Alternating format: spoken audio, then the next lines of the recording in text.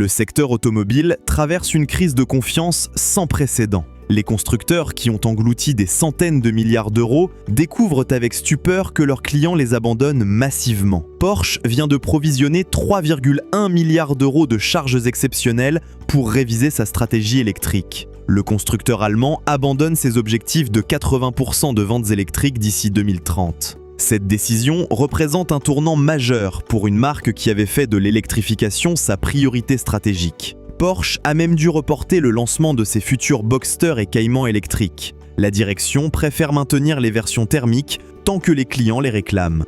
BMW, de son côté, a officiellement déclaré qu'il n'abandonnerait jamais complètement les moteurs thermiques. Cette position constitue une gifle magistrale aux diktats de Bruxelles et aux objectifs européens de neutralité carbone. Cette situation révèle une vérité dérangeante que l'industrie refuse d'admettre depuis des années. L'électrification automobile a été imposée d'en haut par des bureaucrates déconnectés des réalités du marché et des attentes réelles des automobilistes. Les normes européennes CO2, avec leur objectif draconien de 93,6 grammes par kilomètre en 2025 et zéro émission en 2035, ont créé un système pervers où les constructeurs se trouvent forcés de vendre des voitures électriques à perte pour éviter des amendes astronomiques. Le groupe Volkswagen risque 1,5 milliard d'euros de pénalités s'il ne respecte pas ses quotas impossibles.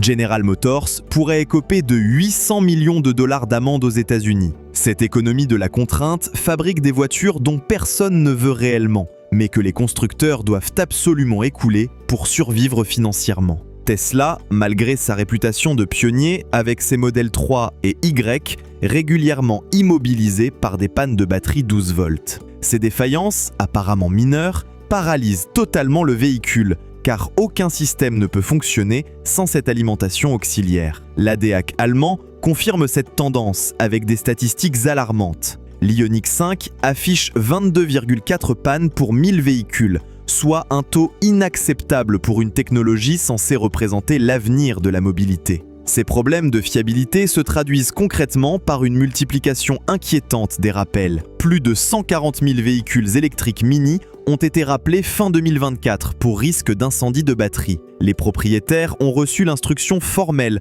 de ne pas recharger leurs véhicules à domicile et de les garer loin de toute habitation. Renault a dû reprogrammer les calculateurs d'onduleurs de 15 722 unités de sa nouvelle R5 et de l'Alpine A290. Ces voitures flambant neuves ne pouvaient tout simplement plus démarrer à cause d'un bug logiciel critique.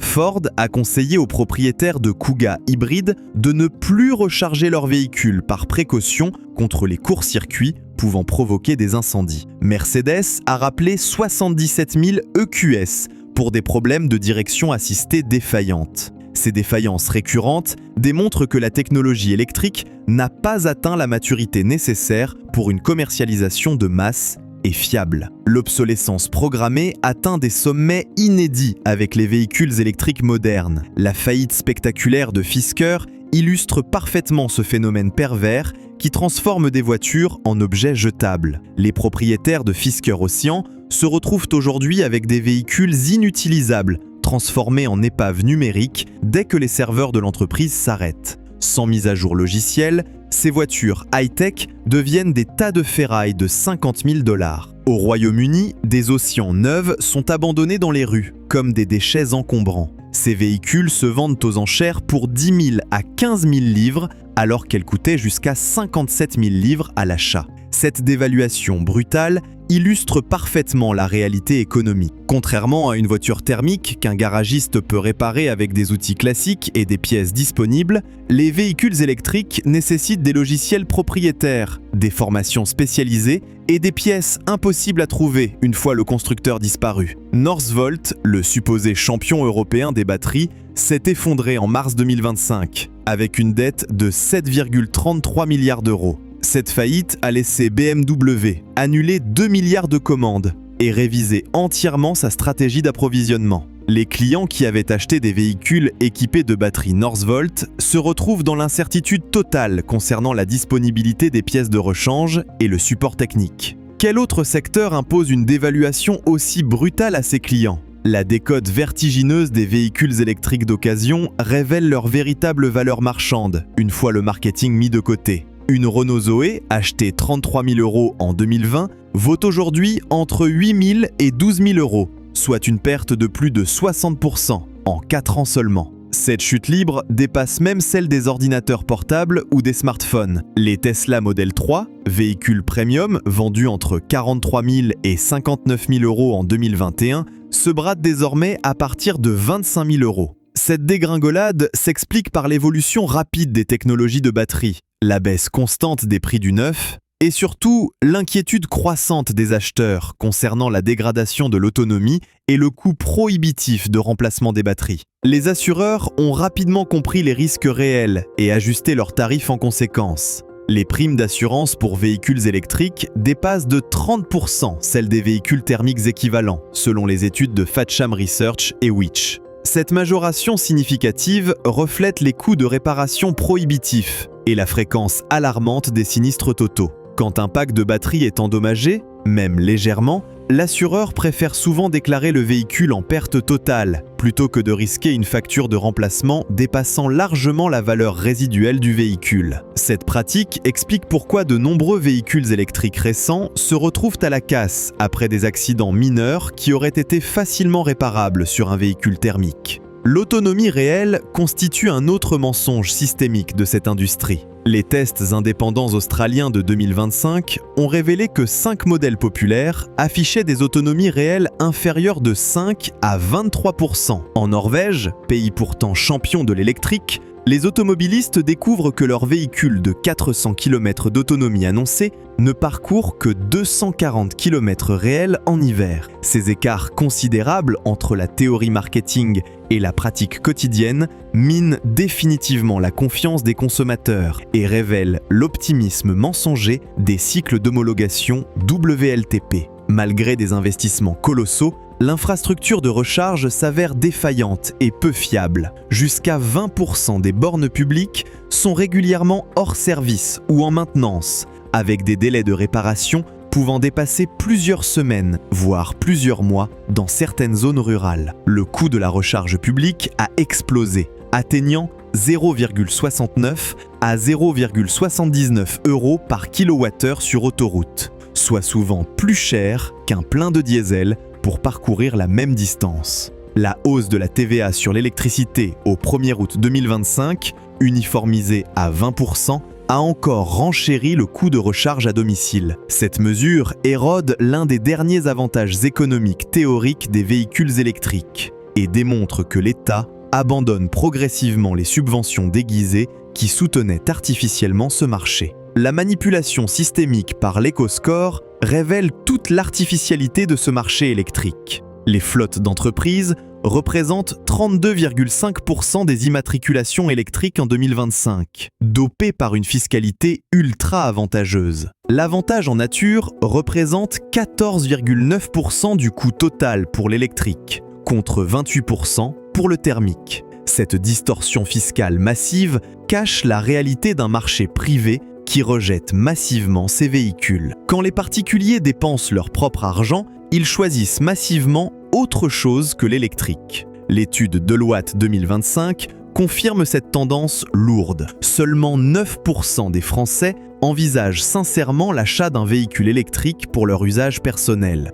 Les 91% restants préfèrent le retour aux motorisations thermiques éprouvées ou attendent des alternatives technologiques plus matures. Les scandales environnementaux et sociaux liés aux batteries détruisent progressivement l'image supposée verte des véhicules électriques. L'extraction du cobalt en République démocratique du Congo exploite massivement le travail des enfants dans des conditions moyenâgeuses. Le recyclage, présenté comme la solution miracle par l'industrie, reste largement fictif dans les faits. La majorité des batteries usagées sont exportées illégalement vers des pays pauvres pour un démontage toxique dans des conditions sanitaires déplorables, reproduisant exactement les erreurs de l'industrie électronique. Le paradoxe d'Oslo démontre de manière éclatante l'inefficacité environnementale réelle des véhicules électriques sur la qualité de l'air urbain. Malgré 84% de voitures neuves électriques en 2024, la capitale norvégienne continue de dépasser 95 jours par an le seuil de particules fines PM10 contre 35 jours recommandés par l'Union européenne.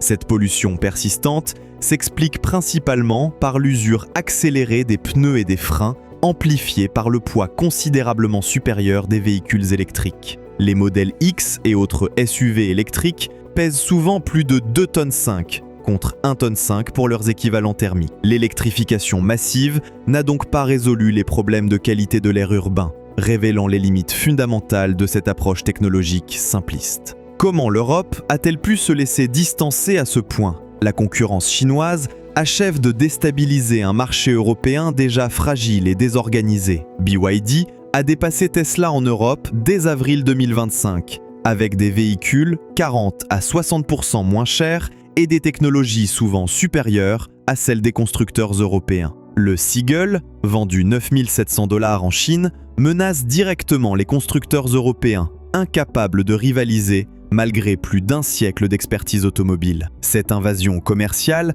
soutenue par des subventions d'État chinoises colossales, transforme l'Europe en simple débouché commercial pour une industrie étrangère. Les constructeurs européens assistent impuissants à la destruction de leur souveraineté industrielle après avoir investi aveuglément dans une transition imposée par Bruxelles. L'effondrement dramatique de Volkswagen illustre parfaitement cette catastrophe industrielle en cours. Le géant allemand supprime 35 000 emplois d'ici 2030, ferme des lignes de production historiques et délocalise honteusement sa Golf emblématique au Mexique. Sa marge opérationnelle s'effondre à 2,1%, tandis que son bénéfice net chute de 30% en un an. Cette débâcle résulte directement de la transition électrique forcée. L'entreprise découvre trop tard que l'argent investi ne crée pas automatiquement la demande des consommateurs. La stratégie japonaise apparaît rétrospectivement comme la seule cohérente et réaliste dans ce chaos général. Toyota, critiqué pendant des années pour sa prudence excessive sur l'électrique, réalise un record de ventes européennes avec 74% de véhicules hybrides dans ses gammes. Son bénéfice annuel de 36,42 milliards de dollars éclipse celui de tous ses concurrents européens réunis. Akio Toyoda, l'ancien patron visionnaire de Toyota, avait prédit dès 2020 que les véhicules électriques n'atteindraient jamais 30% du marché mondial. Les faits lui donnent aujourd'hui pleinement raison. Alors que l'Europe s'enlise dans une transition dogmatique, imposée par des bureaucrates de Bruxelles sourds aux signaux du marché, le phénomène inquiétant du phantom braking révèle l'immaturité chronique des technologies de sécurité électronique embarquées. Ces freinages fantômes, où le véhicule s'arrête brutalement sans aucune raison valable, touchent massivement les véhicules électriques équipés de systèmes d'aide à la conduite sophistiqués mais mal maîtrisés. Plus de 300 signalements officiels en France en 2024 et 2025, des enquêtes d'urgence au Royaume-Uni et un tribunal allemand déclarant l'autopilote Tesla officiellement défectueux. Ces dysfonctionnements répétés mettent directement en danger la sécurité routière et démontrent les limites dangereuses de l'électronisation à outrance. Les systèmes censés protéger deviennent eux-mêmes source d'accidents. La dépendance stratégique aux métaux rares expose dangereusement l'Europe à un chantage géopolitique permanent. La Chine contrôle 90% de la production mondiale de terres rares nécessaires aux moteurs électriques et 60% du raffinage du lithium. Cette concentration géographique extrême transforme la prétendue transition électrique en transfert pur et simple de souveraineté énergétique. L'Europe remplace sa dépendance relative au pétrole du Moyen-Orient par une dépendance encore plus concentrée géographiquement et politiquement. Les tensions géopolitiques croissantes avec la Chine pourraient paralyser instantanément l'industrie automobile européenne et laisser des millions d'automobilistes avec des véhicules irréparables. L'abandon progressif de l'électrique par les constructeurs premium révèle l'échec stratégique de cette approche technologique. Suzuki a officiellement renoncé au full hybride en septembre 2025, préférant retourner au mild hybride moins. Stellantis a annulé son projet très médiatisé de Ram 1500 électrique, après de multiples reports embarrassants. Le groupe reconnaît que le marché américain refuse catégoriquement les gros pick-ups électriques, malgré des années de communication intensive. Même Opium, start-up française de l'hydrogène largement subventionnée, a fermé définitivement ses portes en 2025. Cette fermeture symbolise l'impasse complète des énergies alternatives, imposées par idéologie plutôt que par pertinence technique et économique. La vérité éclate enfin. Les véhicules électriques représentent une fausse solution imposés par des élites déconnectées du terrain. Leur fiabilité catastrophique, leurs coûts cachés, leur dépendance technologique et leur impact environnemental discutable en font des produits inadaptés. Cette leçon d'humilité devrait nous ramener vers des solutions pragmatiques, durables et respectueuses du choix des consommateurs, plutôt que vers des utopies technologiques coûteuses et inefficaces.